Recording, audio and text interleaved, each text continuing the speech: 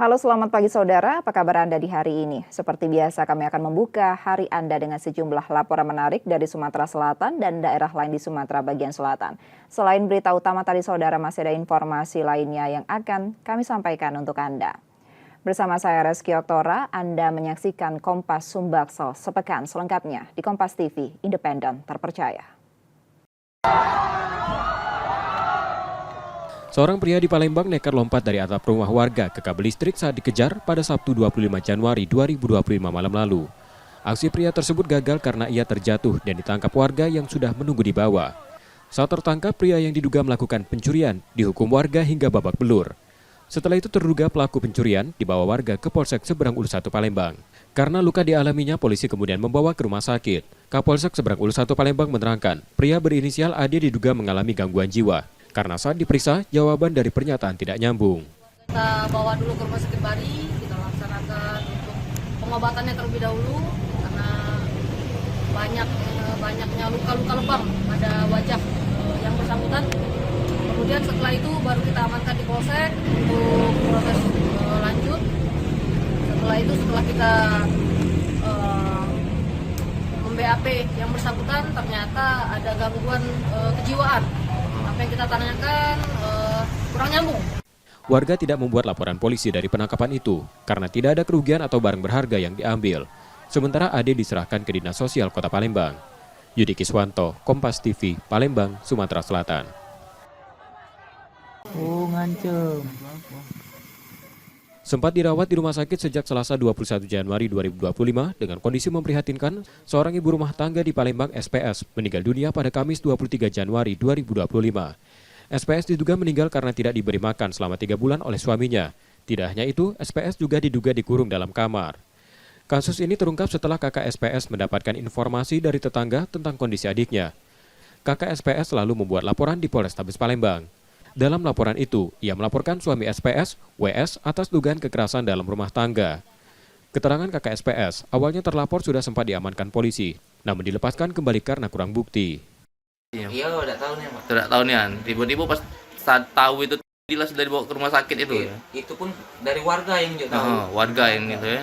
Ya, pas pertama kali laporan itu Pak, ya polisi bingung nak kasih pasal berapa dengan kasus ini katanya tuh.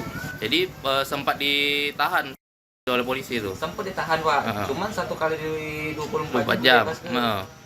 Namun hal itu dibantah Kapolrestabes Palembang dalam pesan tertulisnya melalui WhatsApp yang menyatakan terlapor saat ini masih di Polrestabes Palembang untuk pemeriksaan.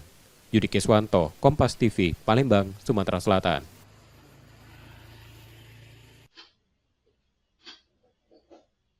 Pencurian sepeda motor terekam kamera pemantau terjadi di Jalan Sriwijaya Negara, Kecamatan Ilir Barat 1 Palembang pada Rabu 29 Januari 2025 dini hari. Dalam rekaman CCTV, awalnya pelaku berusaha mencuri motor yang persis berada di depan pintu rumah. Namun aksi itu gagal karena motor dipasang kunci tambahan. Sesaat kemudian pelaku lain masuk dan mencuri motor lainnya. Untuk mempermudah aksinya, pelaku melepas pagar rumah. Pemilik rumah baru mengetahui aksi pencurian tersebut pada pagi harinya. Gemboknya tidak dirusak tapi pagarnya diangkat di jaringan TKP. Nah, pertama nyongkel motor warna biru, Beat warna biru, tapi tidak baca ada motor Beat warna hitam punya pemilik kosan. Wong dua pelakunya, sikok pakai masker, sikoknya tidak. Digembok semua, kosan digembok semua tapi pagar dicongkel. Peristiwa itu pun dilaporkan pemilik motor ke Polrestabes Palembang. Yudi Kiswanto, Kompas TV, Palembang, Sumatera Selatan.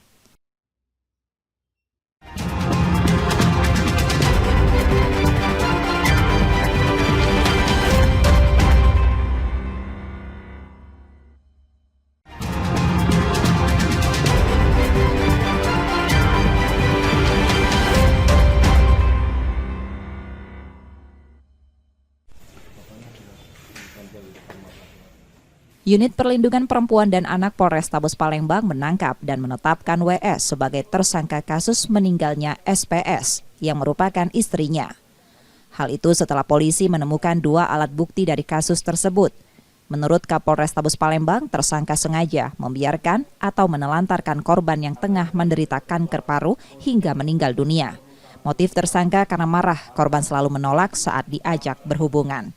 Korban mengidap kanker paru sejak 2024 yang mengakibatkan tubuh korban susut. Kapolres Tabes Palembang juga menegaskan tidak ada penyekapan dari peristiwa ini. Merasa jengkel, mobilnya jengkel, karena Hasan tidak terlampiaskan sebagai seorang suami, yang pada akhirnya menambah keinginan yang bersangkutan untuk tidak merawat istrinya sebagaimana yang diinginkan. Yang bersangkutan hanya menyiapkan makan, tidak menyuapi hanya sekali saja pada tanggal 17, namun sebelumnya tidak. Dan setelah disuapi itu ternyata ada keinginan tertentu, yaitu ingin diajak berhubungan suami istri, dan itu pun ditolak. Dan kejengkelan itu berdampak semakin tidak diperhatikannya sang istri. Sementara itu, kuasa hukum keluarga korban meminta polisi melakukan gelar perkara agar tersangka dijerat pasal yang lebih berat. Akan minta gelar perkara, kita juga akan menunjukkan bahwa bukti-bukti kita juga sebagai pelapor, kami akan menekankan bahwa itu pasal perantaraan pasal 44, dari pasal 49 ke pasal 44, karena ancamannya kan lebih tinggi. Kami mohon keadilan dari pihak keluarga juga, merasa sakit hati lah, merasa terisis lah karena adiknya itu ditelantarkan dan tidak diurus lah selama 2 bulan dalam penyakitnya itu. Karena perbuatan tersebut, tersangka terancam hukuman di atas 5 tahun penjara. Yudi Kiswanto, Kompas TV, Palembang, Sumatera Selatan.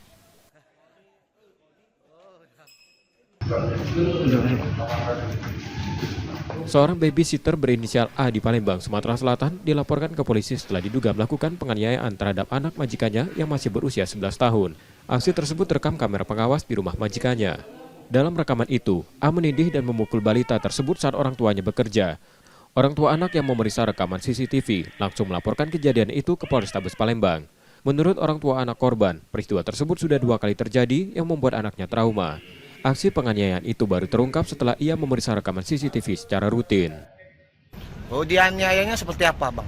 Didorong, terus ditampar, terus ditindih gitu. Dari CCTV, Pak. Jadi kan walaupun kerja kan tetap playback CCTV untuk lihat kan mata, walaupun ditinggal tetap harus dilihatin gitu.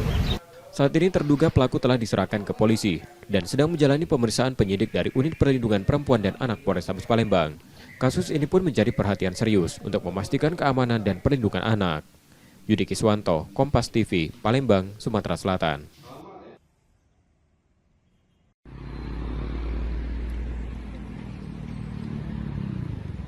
Kobaran api membakar sebuah mobil bak terbuka yang mengangkut BBM, menimbulkan asap hitam dan membuat pengendara di Jalan Alam Syah Ratu Prawira Negara khawatir. BBM yang tumpah membuat api dengan cepat menghanguskan mobil. Petugas pemadam kebakaran yang tiba di lokasi berupaya memadamkan api menggunakan 1 kendaraan pemadam kebakaran. Diduga api berasal dari arus pendek listrik di ruang mesin mobil dan menyambar ke lainnya. Sementara sesaat setelah insiden, sopir yang melihat mobil tersebut hangus melarikan diri. Kita dapat laporan dari telepon, via telepon dari warga. Kita cek langsung muncul ke sana. Tadi ada berapa regu yang turun, Kak? 1 regu. 1 regu. Untuk penyebab kebakaran dugaannya apa, Kak? Dugaan sementara belum tahu, yaitu karena bawa minyak dia kan, atau kunci, atau ada yang bocor minyaknya kan. Untuk pengendaranya, Kak, kemana, Kak? Pengendaranya tadi ada sudah tadi, cuman dia sudah berlari. Oh begitu. Saat ini mobilnya seperti apa, Kak? Itu ada yang sudah habis bakar. Polisi telah melakukan olah tempat kejadian perkara dan mencari keberadaan sopir mobil. Rizky Oktora, Muklas Diferensial, Kompas TV, Palembang, Sumatera Selatan.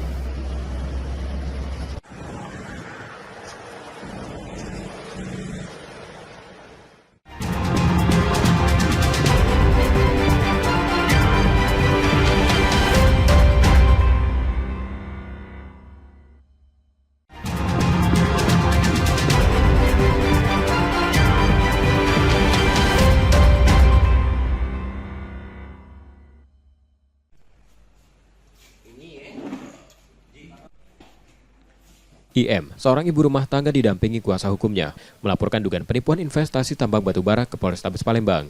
Ia menuding seorang warga berinisial TA dan oknum anggota DPRD Banyuasin SE telah menipunya hingga ratusan juta rupiah.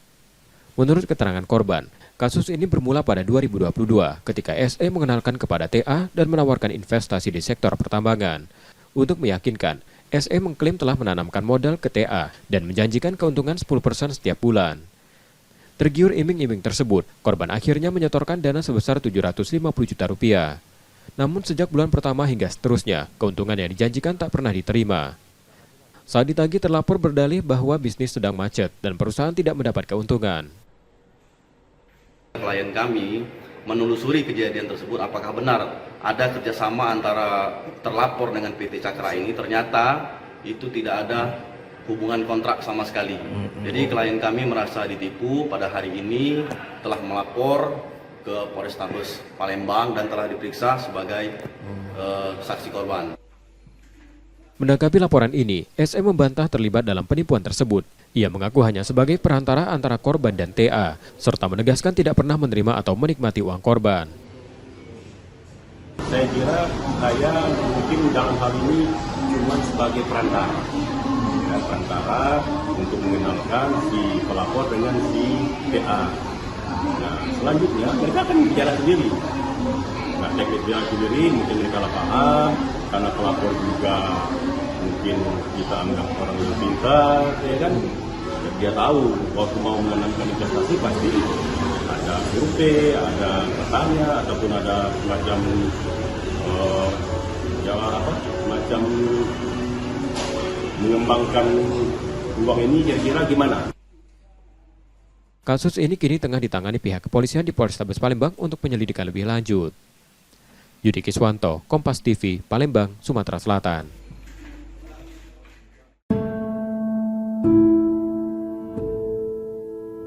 Kesedihan mendalam terpancar dari wajah Ciimah yang kini menunggu kepulangan jenazah putranya Tri Rizky Akbar Reformansyah yang akrab disapa Kiki.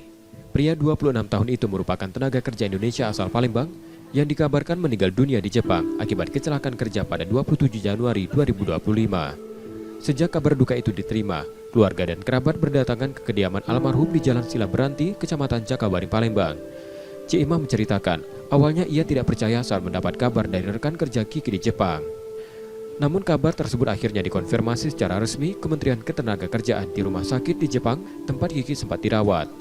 Menurut informasi, Kiki meninggal dunia saat sedang memasang perancah gantung untuk perbaikan jalan tol Chugoku di Yoshiwa, Kota Hatsukaichi. Perancah yang dipasang ambruk menyebabkan Kiki dan 4 pekerja lainnya terjatuh dari ketinggian 20 meter. Kiki adalah salah satu dari 19 orang rekrutan Dinas Tenaga Kerja Palembang, angkatan pertama yang bekerja di luar negeri. Ia telah bekerja di Jepang sejak akhir Juni 2024, ditempatkan di bidang konstruksi dengan pekerjaan pemasangan perancah bangunan. Ciimah mengungkapkan kesedihannya saat bercerita tentang Kiki, yang terakhir berkomunikasi dengannya sehari sebelum kabar duka tersebut melalui panggilan video. Kiki tampak bahagia menunjukkan slip gaji hasil kerjanya di Jepang. Kiki juga memberitahu akan dinas keluar kota selama seminggu. Hari Minggu, Sabtu sama hari Minggu masih teleponan sama almarhum. Jadi hari Senin sore ya dapat kabar ya? Senin sore dapat kabar. Yang ditelepon temannya tadi hari? Senin itulah ya? Senin apa? Pagi, Jam siang, sore mau maghrib 6.30. Saya itu dikabarkan katanya Sabtu dari sana ya? Dari sana, jadi perkiraan datang ke Palembang Minggu pagi ya. Jenazah Kiki rencananya akan dipulangkan ke Palembang pada 1 Februari 2025 dan dimakamkan di TPU Mahameru, Kelurahan 16 Ulu, Palembang, tepat di samping makam ayahnya. Reski Oktora, Muklas Diferensial, Kompas TV, Palembang, Sumatera Selatan.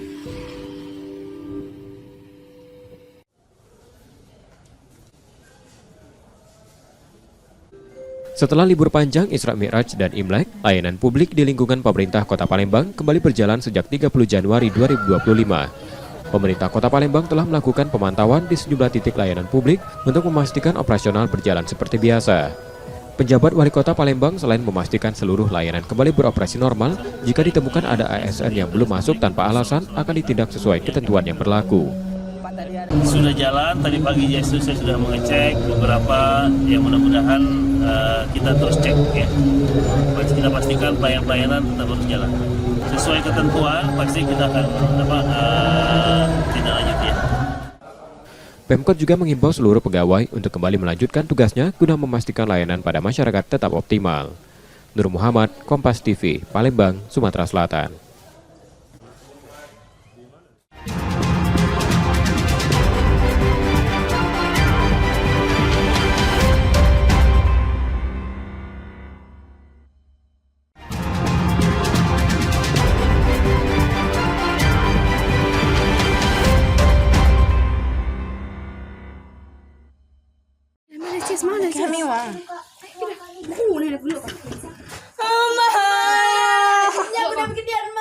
Kami sengaja menyamarkan video yang mengandung unsur kekerasan ini. Tampak dalam video berdurasi 29 detik ini merekam aksi perundungan terhadap seorang anak perempuan yang berstatus sebagai siswi sekolah menengah pertama di Kabupaten Lampung Barat, Lampung. Selain umpatan, para terduga pelaku yang merupakan teman sekolah korban ini juga melakukan kekerasan fisik yang ditengarai saling ejek antar keduanya. Polisi yang mendapati laporan atas video perundungan yang viral tersebut langsung memanggil korban, pelaku beserta orang tua dan pihak sekolah untuk dimintai keterangan di Mapolres. Di mana anak-anak tersebut saat ini sudah kita mintain keterangan, kita interview, baik terhadap anak-anak maupun terhadap korban.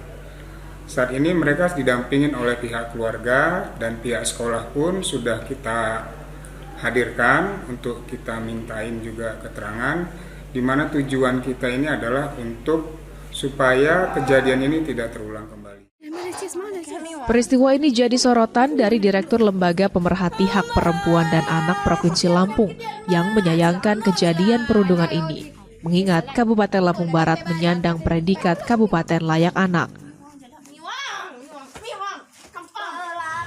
Peristiwa bullying yang mengakibatkan timbulnya kesan potret buram lah dunia pendidikan kita, tidak hanya di Provinsi Lampung atau hanya di Lampung Barat, tapi se-Indonesia sedang banyak peristiwa seperti ini.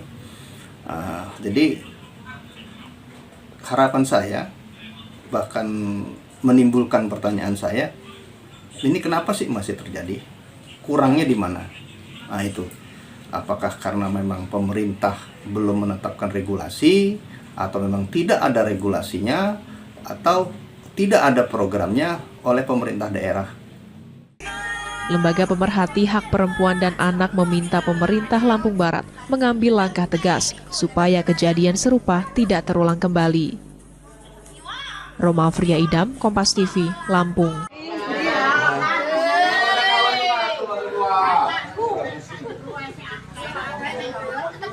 Inilah video saat dua pasangan suami istri tertangkap warga tengah mengedarkan uang palsu di sejumlah warung di Kecamatan Candipuro, Lampung Selatan. Aksi kedua pelaku bernama Ari Setiawan dan Sunita terungkap setelah pemilik warung yang curiga dengan keaslian uang, kemudian melaporkannya ke pihak berwajib. Dari hasil pemeriksaan, pelaku mengaku telah bertransaksi 3 kali menggunakan uang palsu. Polisi pun melakukan pengembangan di mana pelaku memesan uang palsu tersebut melalui aplikasi pesan singkat Telegram senilai Rp1 juta dengan harga Rp350.000 menggunakan metode pembayaran digital. Tak hanya itu, petugas juga mendapati uang palsu senilai Rp4.200.000 yang disembunyikan dengan cara dikubur di halaman rumah. Dari pengembangan tersebut, ternyata kita berhasil mengungkap atau mendapatkan barang bukti yang lebih besar lagi. Ya, ini di hadapan rekan-rekan ini banyak barang bukti yang sudah kita amankan, ya, termasuk juga nominal uang yang sudah diperjualbelikan menjadi barang-barang, ya, berupa rokok, kemudian minyak dan segala macam, termasuk juga saat itu uang ditimbun, ada yang ditimbun di dalam rumah. Ya. Total keseluruhan jumlah uang lembar rupiah palsu yang kita amankan ada 63 lembar sebesar Rp4.750.000, ya. Kini para pelaku dijerat dengan pasal 36 ayat 3 Undang-Undang Nomor 7 Tahun 2011 tentang mata uang dengan ancaman hukuman maksimal 15 tahun penjara. Tuku Khalidsyah, Kompas TV, Lampung Selatan, Lampung.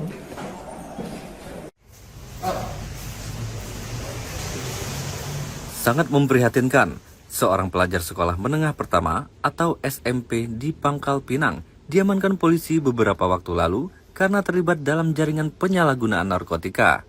Selain menjadi pemakai, pelaku juga merupakan kurir narkotika jenis sabu. Dinas Pendidikan dan Kebudayaan Pangkal Pinang menyatakan bahwa pihaknya merasa miris atas kejadian ini.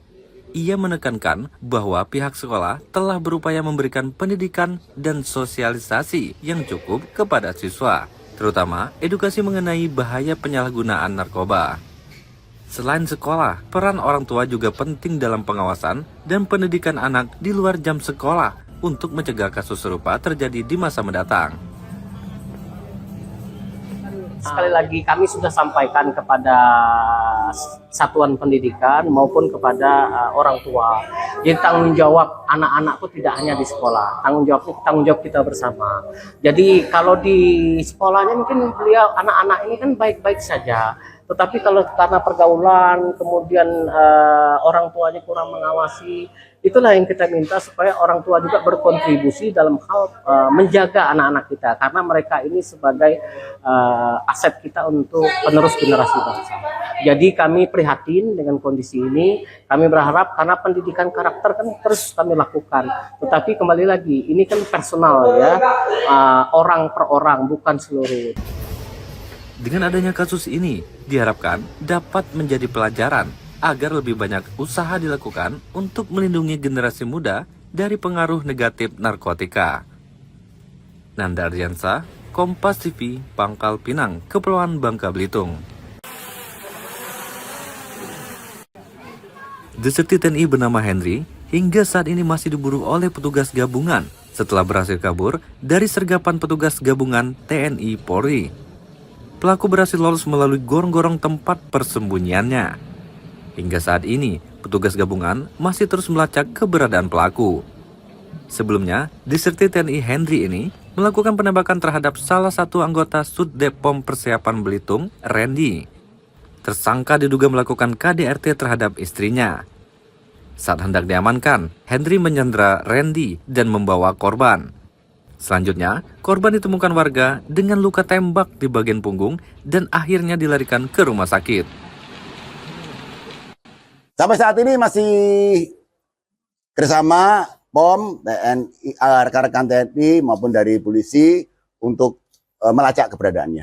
Sampai sekarang belum diketahui keberadaannya. Katanya di sana sudah memasang poster di poster buronan. Gitu. Saya belum tahu tuh. Jadi polisi sifatnya membackup tuh BKO. Bawah kendali operasi rekan-rekan dari TNI. Menyiapkan personilnya, jadi membackup penuh jika ada perintah untuk bergerak, kemudian melakukan pengejaran, pengepungan, tentu bersama-sama dengan rekan-rekan TNI. Kita membackup. Jadi komandonya adalah dari Pak Danrem, dari Pak Dandim. Terima kasih. Hingga saat ini, petugas terus berkoordinasi untuk menangkap pelaku. Sejumlah langkah telah diambil, termasuk menjaga tempat-tempat strategis seperti pelabuhan serta bandar udara, agar pelaku tidak dapat kabur ke luar daerah. Nanda Ardiansa, Kompas TV, Pangkal Pinang, Kepulauan Bangka Belitung.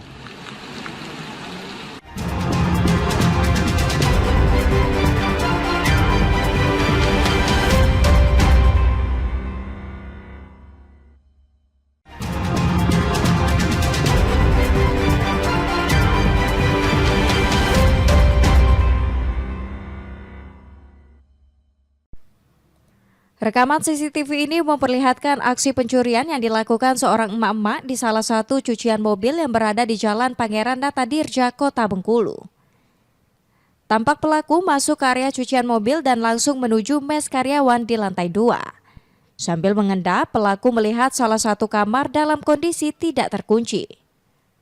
Meski di dalam kamar terdapat 3 orang karyawan sedang tertidur, emak-emak ini tetap nekat masuk dan mengambil tas salah satu karyawan. Tas tersebut diketahui berisi 1 unit handphone dan uang tunai Rp950.000. Waktu itu kejadiannya posisi saya sedang tidur sekitaran pukul 4 subuh waktu itu, tertidur pulas. Kemudian Saya tersadar itu waktu bangun pagi sekitar jam 7 pagi, bangun terus saya langsung mandi. Begitu selesai pakai baju, pakaian, baru sadar kalau handphone saya ini tidak ada. Begitu handphone disadarin tidak ada, saya panik, kemudian melapor ke bos di bawah untuk melihat rekaman CCTV. Akibat kejadian ini, korban mengalami kerugian hingga 7 juta rupiah. Kasus ini sudah dilaporkan korban ke polisi. Bayazir Al-Rehan, Kompas TV Bengkulu. Temuan kasus jembrana pada sapi ini bermula saat petugas kesehatan hewan Dinas Ketahanan Pangan dan Pertanian Kota Bengkulu mendapat laporan dari peternak mengenai sapi mereka yang sakit. Setelah dilakukan pemeriksaan, 13 ekor sapi ini menunjukkan gejala demam, depresi hingga hilang nafsu makan. Petugas memastikan belasan sapi tersebut positif terjangkit penyakit jembrana. Saat ini hewan ternak tersebut sudah mendapatkan perawatan dan dipisahkan dari ternak lain agar tidak menular. Menurut petugas, penyebab penyakit jembrana dapat masuk ke tubuh hewan ternak melalui kontak langsung dengan hewan tertular, serta disebarkan melalui insekta penghisap darah. Penyakit jembrana hanya menyerang sapi Bali dan tidak menular pada sapi jenis lain. Itu juga gejalanya lesu, tidak mau makan, terus dia ambruk ya. Kalau demamnya dia nggak bisa ngomong demam gitu, pokoknya dia terus ada kejangnya juga. Jadi pas kalau sudah ambruk, sudah dia nggak bisa itu lagi, nggak bisa berdiri lagi, terus udah ketakutan aja gitu pemiliknya, jadi langsung dipanggil tukang potong. Para peternak diminta untuk terus waspada dan menjaga kebersihan kandang ternaknya, mengingat selain penyakit jembrana, sejumlah sapi juga dilaporkan terserang penyakit mulut dan kuku dan penyakit ngorok. Bayazir Al-Rehan, Kompas TV Bengkulu. Upaya pelarian JM selama 3 bulan berakhir setelah ditangkap tim Satreskrim Polres Bengkulu Utara. Pria yang berprofesi sebagai guru di salah satu sekolah dasar di Kabupaten Bengkulu Utara nekat melakukan pencabulan hingga persetubuhan terhadap siswinya sendiri yang masih berusia 12 tahun. Mirisnya perbuatan bejat itu dilakukan di lingkungan sekolah saat jam istirahat.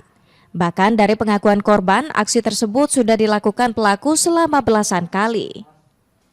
Peristiwa terungkap saat orang tua korban mendapat laporan dari kepala dusun setempat bahwa anaknya sudah menjadi korban persetubuhan. Pelaku tersebut melakukan tindakan pencabulan anak di bawah umur yang dilakukannya terhadap anak muridnya sendiri yang terjadi pada bulan Februari sampai bulan Juni tahun 2024. Kejadian ini dilaporkan pada bulan September 2024 dan pelaku melarikan diri ke kabupaten lain. Pelaku sendiri dibekuk saat pulang ke rumah setelah kabur keluar daerah selama 3 bulan. Saat ini penyidik masih melakukan pemeriksaan pelaku dan pendampingan terhadap korban. Bayazir Al-Rehan, Kompas TV Bengkulu. Penyaluran bantuan pangan 10 kg beras per bulan per kepala keluarga bagi warga miskin di Bengkulu kembali dilanjutkan. Bulog yang jadi penyalur bantuan pangan mengatakan, bantuan beras untuk tahun ini turun jadi 120.966 keluarga. Dari tahun 2024 lalu sebanyak 166.359 keluarga. Bantuan beras 10 kg per keluarga akan disalurkan untuk bulan Januari dan Februari. Pendistribusian bantuan pangan ini sudah melalui proses validasi data oleh Bulog. Perlu juga diketahui bahwa untuk alokasi Banpam 2025 ini ada penurunan dari masyarakat atau penerima manfaat, yaitu ya keluarga penerima manfaat atau penerima bantuan pangan. Kalau kemarin kurang lebih sekitar 2 juta penerima manfaat, ini kurang lebih 1.600.000. Jadi ada kekurangan ataupun perubahan kurang lebih sekitar 24-25%. Program bantuan pangan beras ini disalurkan pemerintah guna meringankan beban dan membantu memenuhi kebutuhan pokok keluarga miskin. Bayazir Al-Rehan, Kompas TV Bengkulu.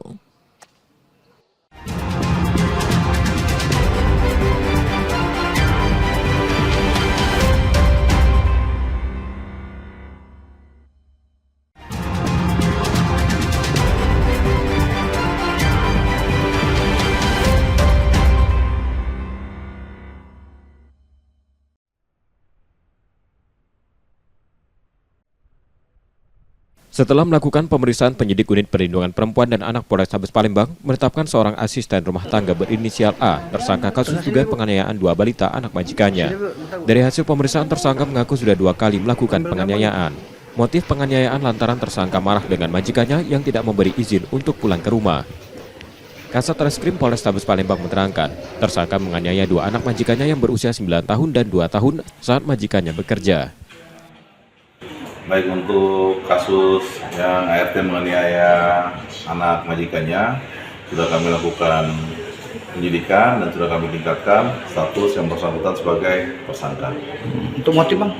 Untuk motif dari hasil pemeriksaan, yang bersangkutan merasa kesal karena mau izin untuk pulang tidak diberikan oleh sang majikannya. Bang, kedua-duanya tuh dianiaya semua, Bang?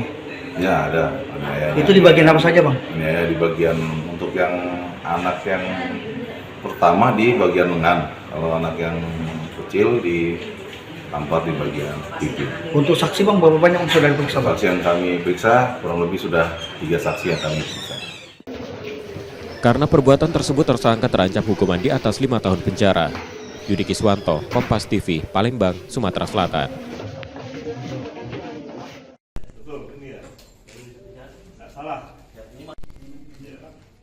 Satuan Reserse Narkoba Polrestabes Palembang memusnahkan barang bukti sabu-sabu seberat 3,1 kg yang disita dari 2 kurir jaringan Aceh Medan. Untuk memastikan barang bukti yang dimusnahkan, petugas Lab 4 Polda Sumsel menguji kandungannya yang hasilnya positif sabu-sabu. Narkoba kemudian dimusnahkan dengan diblender yang dicampur pembersih lantai, lalu dibuang ke saluran air agar tidak bisa didaur ulang. Kapolres Tabes Palembang menerangkan, pemusnahan dilakukan untuk melengkapi berkas perkara serta tidak disalahgunakan. Barang bukti kurang lebih 3.180 gram. Tentunya rekan-rekan sekalian, tujuan pemusnahan ini sekali lagi dapat kami sampaikan. Yang pertama, untuk mengurangi resiko sekecil mungkin dari penyidik.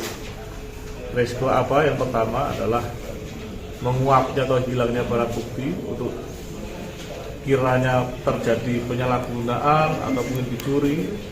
Yang kedua, lebih mengefisiensikan daripada menghadirkan barang bukti. Kemudian dengan pemusnahan tersebut juga akan menjelaskan bahwasanya barang bukti yang selama ini disita adalah betul-betul sabu yang kita sita sejak awal.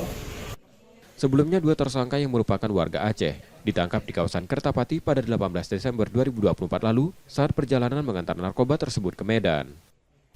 Yudi Kiswanto, Kompas TV, Palembang, Sumatera Selatan.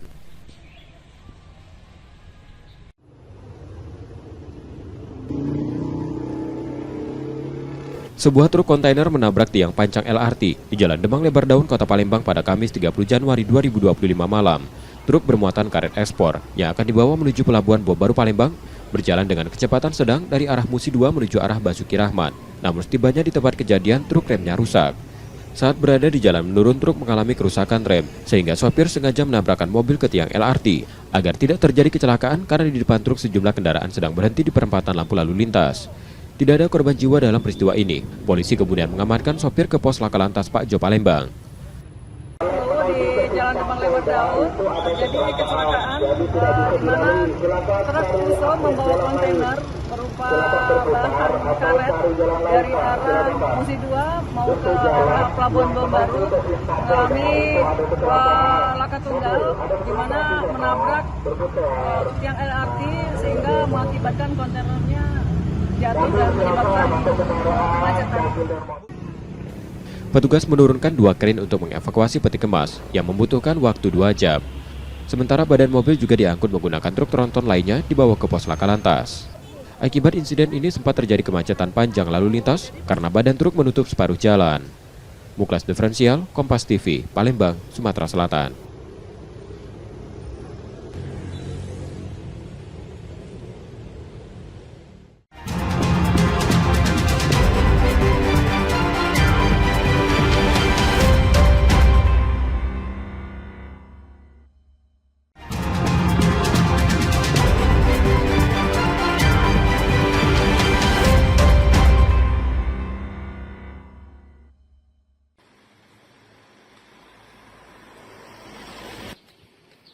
Meninggalnya pekerja Indonesia asal Palembang di Jepang, Dinas Tenaga Kerja Kota Palembang memastikan korban merupakan pekerja magang rekrutannya. Korban Tri Rizky Akbar berangkat dengan status pekerja magang ke Jepang pada Juni 2024 lalu. Meninggalnya Tri murni kecelakaan kerja. Disnaker Palembang telah berkoordinasi dengan Kementerian Tenaga Kerja dan Kedutaan Besar Republik Indonesia di Jepang untuk membantu pemulangan jenazah ke tanah air. Memang pertama ya, dari awal itu rekrut dari Dinas Tenaga Kerja Kota Palembang, dan kita selalu berkoordinasi dan kita selalu memantau anak-anak tersebut sampai mana. Bukan saja Dinas Tenaga Kerja saja, tetapi melibatkan Komjen, Kementerian Ketenagakerjaan, kemudian IM Jepang dan perusahaan tempat dia bekerja sendiri. Tri Rizky Akbar merupakan pekerja magang dalam program IM Japan Angkatan 365 tahun 2024 lalu. Nur Muhammad, Kompas TV, Palembang, Sumatera Selatan. Itu terakhir kita komunikasi berarti.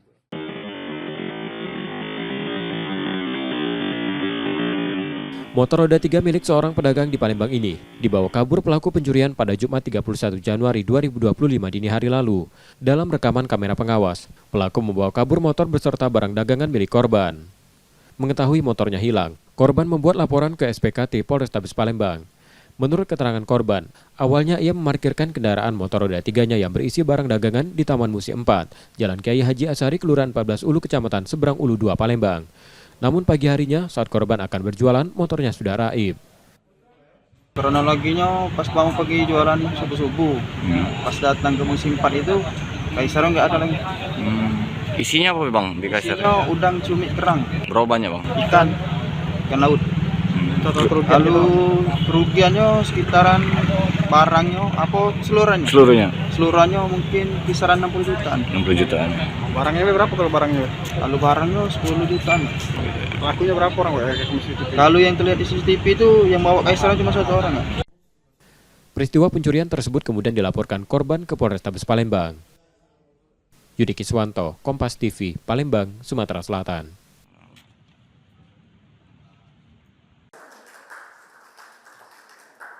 Video asisten referee atau VAR sudah resmi digunakan sejak awal musim Liga 1. Sejauh ini 20 pekan telah dilewati dengan total 180 pertandingan. PSSI melalui Komite Wasit menilai penggunaan VAR di kompetisi Liga 1 cukup efektif. Secara umum, teknologi ini meningkatkan asas keadilan dalam sebuah pertandingan kompetitif.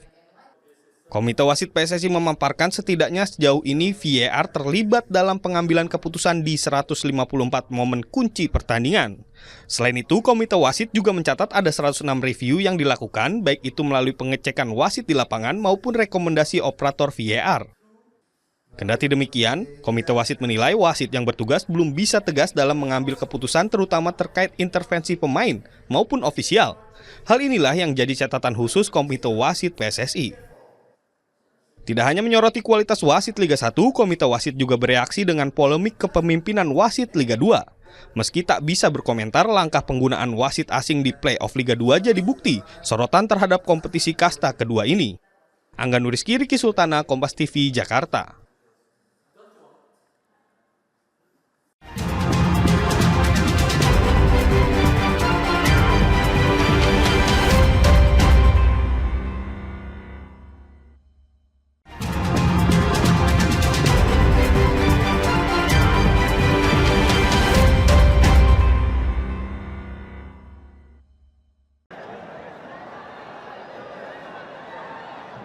Timnas Indonesia U20 akhirnya bangkit setelah menelan 2 kekalahan dari Yordania dan Suriah untuk meraih kemenangan dari India 4-0. Namun kemenangan ini diakui oleh pelatih Indra Safri masih belum memuaskan.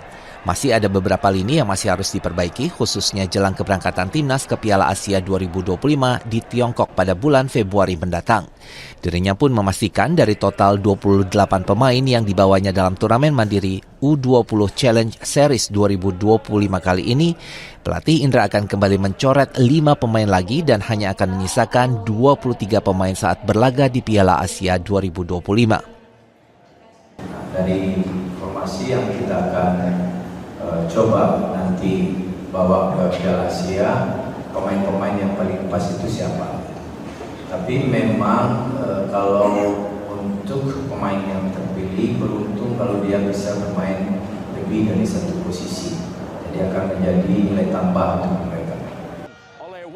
Sementara di Timnas India, pelatih Bibi Thomas Mutat mengakui bahwa skuad Timnas Indonesia bermain cukup bagus saat melawan anak asuhnya.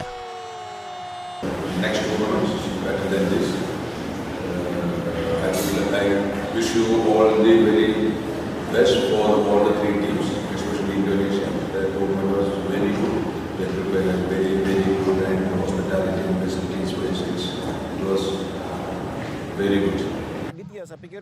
Dalam Piala Asia mendatang, Timnas Indonesia U20 akan masuk ke dalam grup C bersama Timnas U20 dari Yaman, Uzbekistan, dan Iran untuk meraih tiket ke babak perempat final Piala Asia U20 tahun 2025. Jack Robi, Kompas TV, Sidoarjo, Jawa Timur.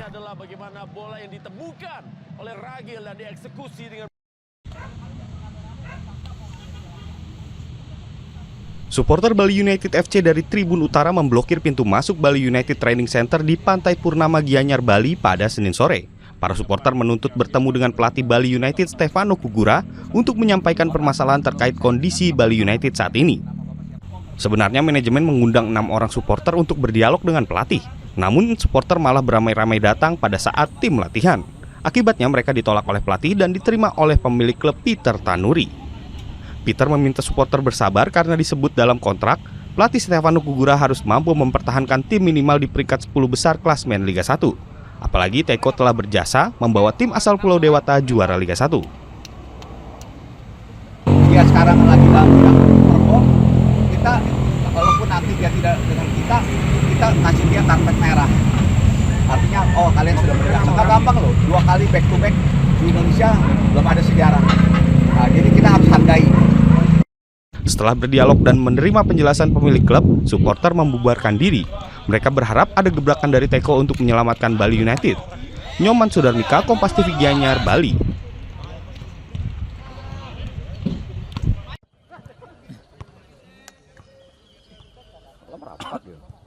Sriwijaya FC sedang berjuang di play-off degradasi Liga 2 musim 2024-2025. Untuk kedua kalinya Sriwijaya FC harus melalui laga serupa setelah sebelumnya selamat dari degradasi pada kompetisi musim 2023-2024 lalu.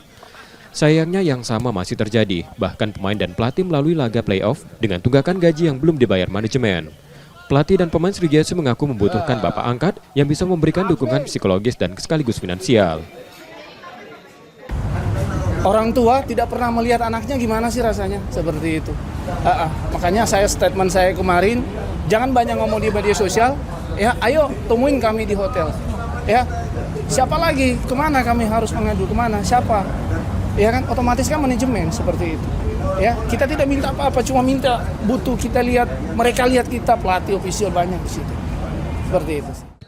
Pelatih dan pemain mengapresiasi Ketua Askot PSSI Palembang yang sudah menunjukkan kepedulian dan memberikan bantuan finansial pada mereka.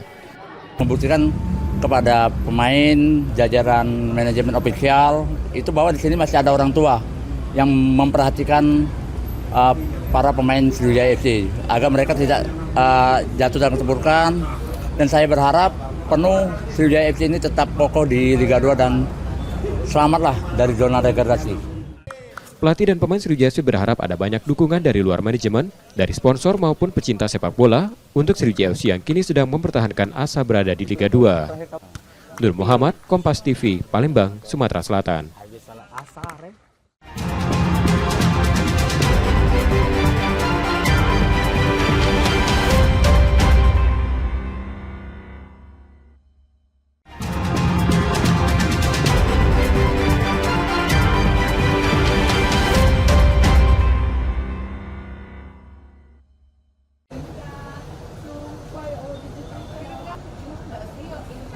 Jembatan Ampera, ikon ibu kota provinsi Sumatera Selatan, Palembang, menjadi destinasi wisata baru setelah 2 menaranya akan dibuka untuk umum Februari 2025 ini.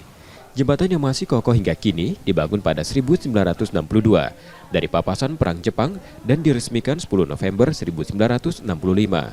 Jembatan yang dahulunya untuk menghubungkan Palembang Hulu dan Hilir telah mengalami sejumlah perbaikan dan menjadi saksi perkembangan kota Palembang. Ampera ini kan dibangun atas dulu itu semacam pampasan perang, kemudian ini diminta untuk masyarakat Sumatera Selatan, terkhusus Kota Palembang, yang memang pada saat itu di tahun 60-an itu kita membutuhkan sebuah jembatan. Nah, jembatan ini kan menghubungkan antara wilayah seberang Ilir dan wilayah seberang Ulu yang memang kalau nak nyebrang kan susah waktu itu. Nah, dengan disetujuinya dibangunnya Ampera di Palembang, kan Palembang menjadi kota yang terbantukan salah satunya pada waktu itu. Namun rencana ini menuai berbagai tanggapan dari tim ahli cagar budaya Palembang karena pentingnya kajian dari sisi budaya sebelum membuka menara sebagai tempat wisata. Ini kita dengar mau naik ke menara atas. Naik menara atas itu sekira hal baru, bagus juga sebenarnya, ya. Tapi saya dengar itu belum ada kajian secara cagar budaya. Nah, saya kira mesti dikaji lagi lah ya. Kajian budaya perlu dilakukan selain kajian teknis, karena jembatan yang diresmikan Bung Karno ini merupakan objek diduga cagar budaya. Muhammad Reza Pahlevi, Kompas TV, Palembang, Sumatera Selatan.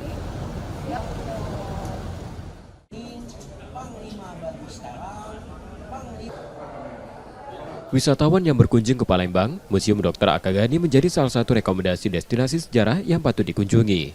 Museum yang terletak di Jalan MP Mangkunegara Sukamaju Sako Palembang ini menyimpan berbagai bukti sejarah perjuangan Mayor Jenderal TNI Dr. Adnan Kapaugani atau yang lebih dikenal sebagai Dr. Akagani pada masa kemerdekaan. Di dalam museum, pengunjung dapat melihat berbagai koleksi bersejarah seperti foto-foto masa kemerdekaan, barang pribadi Dr. Akagani, dokumen penting, hingga arsip bersejarah lainnya. Menurut pengelola museum, tempat ini tidak hanya menjadi saksi sejarah, tetapi juga sarana edukasi bagi generasi muda. Cinta museum ya. Kalau sekarang saya berharap kepada Dinas Provinsi maupun kota, ayolah menjadwalkan untuk mencintai museum, untuk museum-museum swasta. Karena museum swasta ini cuma satu-satunya di Palembang. Untuk meningkatkan minat kunjungan, pengelola juga bekerja sama dengan pemerintah Kota Palembang agar museum ini semakin dikenal. Kami mengingat, ini kami datang ke sini mengingat jasa-jasa pahlawan yang di akhir-akhir ini kita jasa-jasa pahlawan ini banyak yang sudah kira-kira ada perbedaan begitu, perbedaan terutama dari Soekarno bilang nanti kamu akan dijajah oleh bangsamu sendiri, ini sekarang terjadi. Padahal pejuang-pejuang kita ini rupanya saya menangis. Gak bisa diungkapkan dengan kata-kata. Hingga saat ini, Museum Dr. Akagani telah mengoleksi sekitar 3.500 aset bersejarah, mulai dari foto hingga berbagai benda peninggalan langsung sang pahlawan. Nur Muhammad, Kompas TV, Palembang, Sumatera Selatan.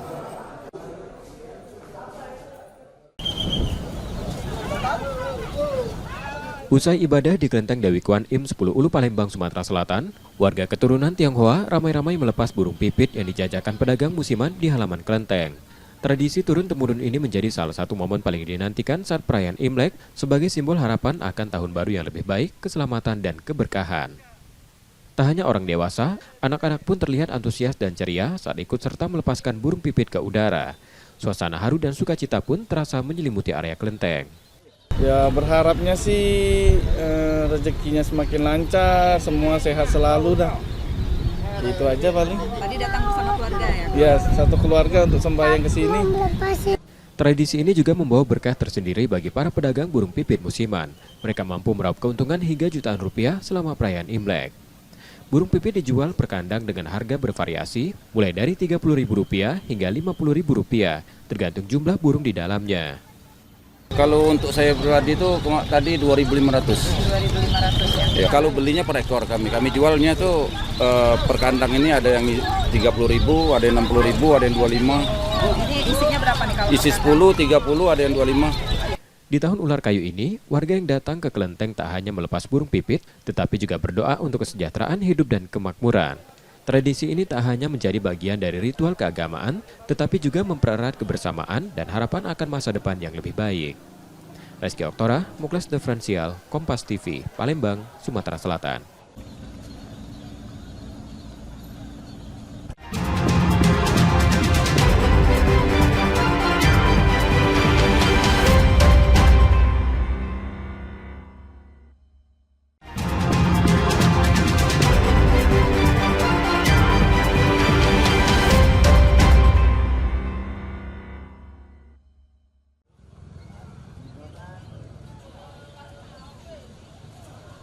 Perayaan pergantian tahun baru Imlek di Kelenteng Chandranadi, 10 Ulu Palembang berlangsung hikmat dan meriah. Warga berdatangan silih berganti untuk melaksanakan ibadah. Rangkaian kegiatan sudah dimulai siang hingga puncaknya berdoa di kelenteng pada malam harinya. Aktivitas jelang tahun baru ini juga dimaknai sebagai silaturahmi antar keluarga, saling introspeksi agar di tahun depan menjadi lebih baik. Kemudian rangkainya itu dari depan dulu biasanya kepada Tuhan Yang Maha Esa di altar paling depan, kemudian nanti ke altar tengah, altar di belakang, bukan di belakang gedung ya, di belakang altar depan, kemudian kiri kanan. Itu ada rangkaian, ada nomor-nomor urut sudah kita pasang supaya mereka nanti tidak cross. Itu. Jadi tentunya kita berharap di sini kelenteng utama ada Dewi Kuan Im. Di tahun ular kayu ini, harapan baik selain menjaga keharmonisan dan kerukunan dengan sesama maupun antar masyarakat juga dapat terjalin tahun ini. Tentunya di tahun baru Imlek ini kami yang pertama mengucapkan merayakan tahun baru Imlek. Semoga di tahun baru Imlek ini membawa berkah kebahagiaan, kedamaian, kesejahteraan, kemakmuran dan keharmonisan bagi kita semua. Semoga para umat bisa melaksanakan rangkaian kegiatan ini, khususnya adalah ritual keagamaan di tempat ibadah dengan nyaman, aman, juga menjaga kerukunan, keharmonisan baik intern maupun antar umat beragama. Warga yang hadir di salah satu kelenteng tertua di Palembang tak hanya dari Palembang namun dari luar kota. Selain beribadah, ajang kumpul keluarga. Pada tahun ular kayu ini harapan menjadi lebih baik, menjadi pribadi lebih bijaksana, serta tetap bersyukur pada Tuhan. Muhammad Reza Pahlevi, Kompas TV, Palembang, Sumatera Selatan. Palembang, Sumatera.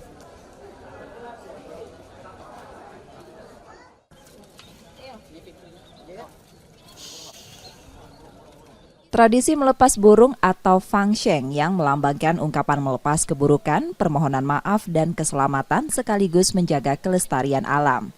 Lina, salah satu warga Tionghoa asal Lubuk Linggau, Sumatera Selatan, ikut melakukan hal ini bersama keluarganya. Mereka berdoa sebelum melepas burung yang biasa disebut pipit ke alam bebas. Yo maknanya tuh biar semua makhluk itu berbahagia aja itu untuk melepas itu. Itu memang tradisi saya? Tradisi Buddhis kalau melepas makhluk itu. Oke. Banyak ini juga sih, banyak manfaatnya juga kalau kita melepas makhluk itu kan. Tradisi ini dimanfaatkan pedagang burung yang menjual burung di sekitar halaman kelenteng. Salah satunya Rusmawi, warga Jejawi, Ogan Kombring Ilir yang menjajakan burung dagangannya. Dirinya sudah 7 tahun berjualan burung di momen malam Imlek. Untuk harga bervariasi dari Rp2.500 hingga Rp3.000 per ekor.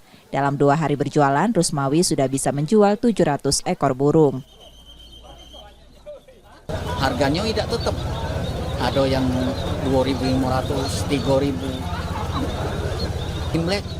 Imlek sama cap gome. Kita jualan ya? Iya, kita jualan.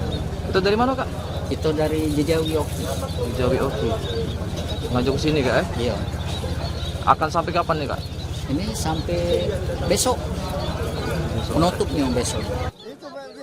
Melepas burung merupakan penjaga nilai-nilai luhur, toleransi, kerukunan, dan kepedulian terhadap lingkungan. Muhammad Reza Pahlevi, Kompas TV, Palembang, Sumatera Selatan.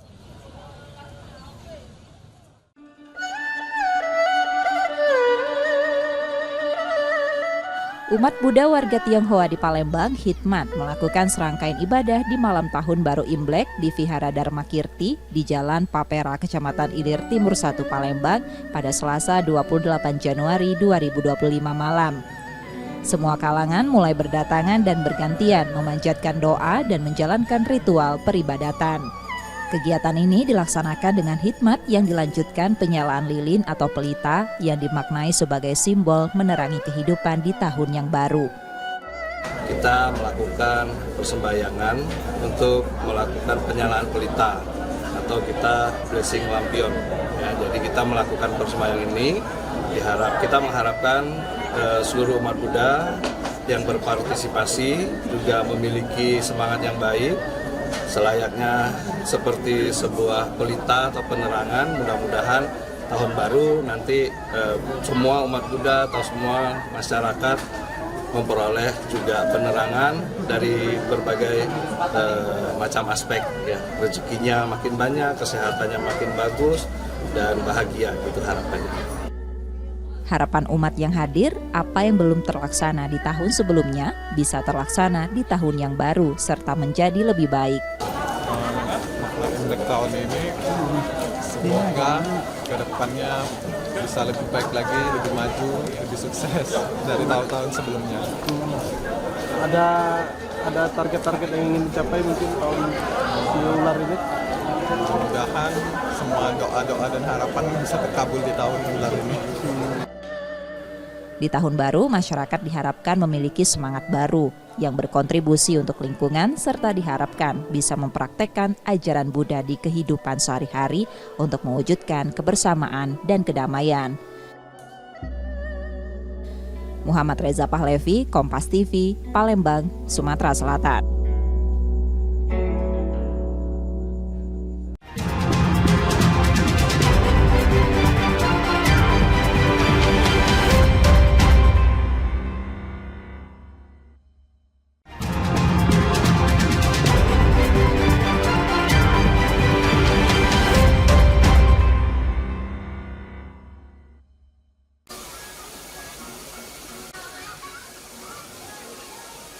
Warga di Palembang, Sumatera Selatan memadati wahana air saat libur Imlek. Wahana air masih menjadi pilihan warga menikmati libur bersama keluarga sejak awal pekan lalu.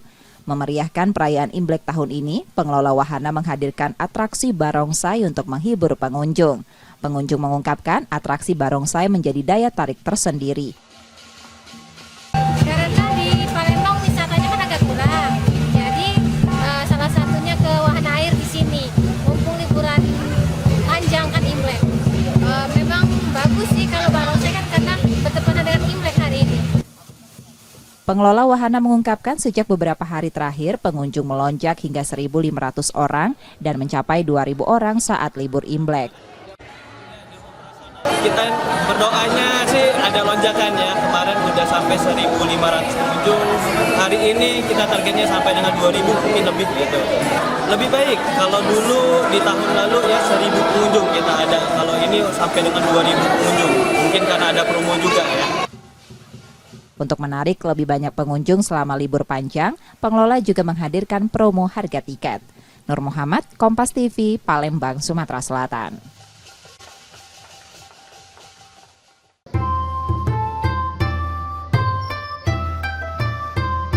Mendekati tahun baru Imlek, kawasan Sayangan, Kecamatan Ilir, Timur 1 Palembang, ramai pedagang bunga musiman.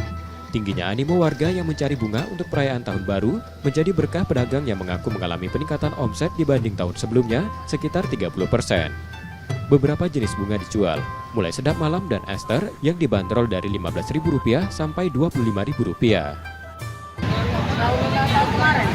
Tahun itu adalah peningkatan diri. Kira-kira berapa persen meningkat nih? Kalau saya obat ini ya, mau harganya. Semalam 25, aster saya ini rata-rata 15, 10. Lebih Imlek, wangi rumahnya, pencantik rumahnya, untuk dia sembahyang. Aksesoris lah ya? Ya, angka. Paling banyak diburu ialah sedap malam yang dimaknai sebagai keberuntungan dan kesucian, sehingga tak jarang diperuntukkan sebagai penghias rumah dan altar saat perayaan Imlek. Nak ziarah wong tua, jadi beli ke bank, dan sebagian juga untuk memang Imlek. Untuk Imlek. Tiap tahun kita beli tiap tahun. Tiap tahun. Biasanya Ini kita tradisi. Biasanya kita beli kembang apa, Bang?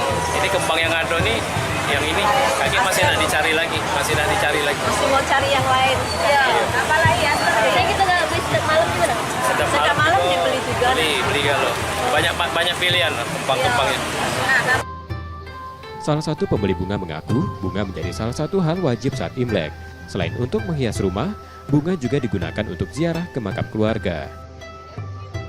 Reski Oktora, Mokras Diferensial, Kompas TV, Palembang, Sumatera Selatan.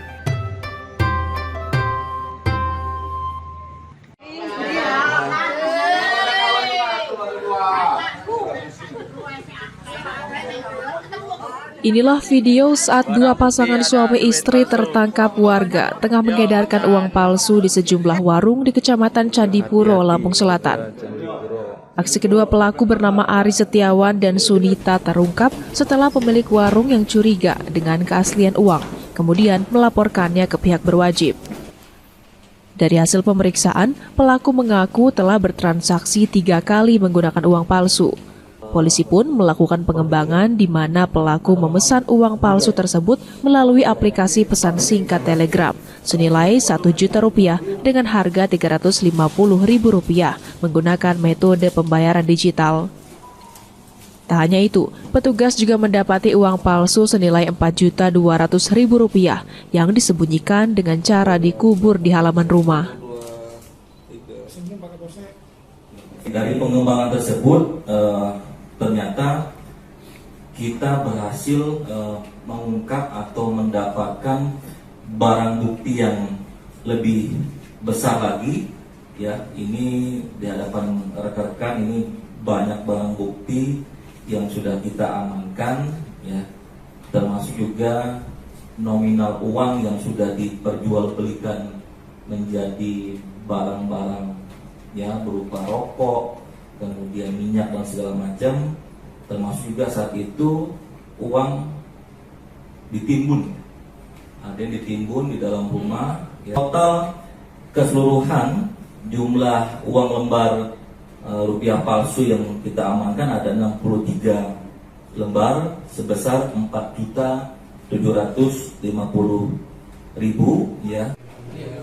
Kini para pelaku dijerat dengan pasal 36 ayat 3 Undang-Undang Nomor 7 Tahun 2011 tentang mata uang dengan ancaman hukuman maksimal 15 tahun penjara. Tuku Khalidsyah, Kompas TV, Lampung Selatan, Lampung. Temuan kasus jembrana pada sapi ini bermula saat petugas kesehatan hewan Dinas Ketahanan Pangan dan Pertanian Kota Bengkulu mendapat laporan dari peternak mengenai sapi mereka yang sakit. Setelah dilakukan pemeriksaan, 13 ekor sapi ini menunjukkan gejala demam, depresi, hingga hilang nafsu makan. Petugas memastikan belasan sapi tersebut positif terjangkit penyakit jembrana. Saat ini hewan ternak tersebut sudah mendapatkan perawatan dan dipisahkan dari ternak lain agar tidak menular. Menurut petugas, penyebab penyakit jembrana dapat masuk ke tubuh hewan ternak melalui kontak langsung dengan hewan tertular, serta disebarkan melalui insekta penghisap darah. Penyakit jembrana hanya menyerang sapi Bali dan tidak menular pada sapi jenis lain. Itu juga gejalanya lesu, tidak mau makan, terus dia ambruk ya.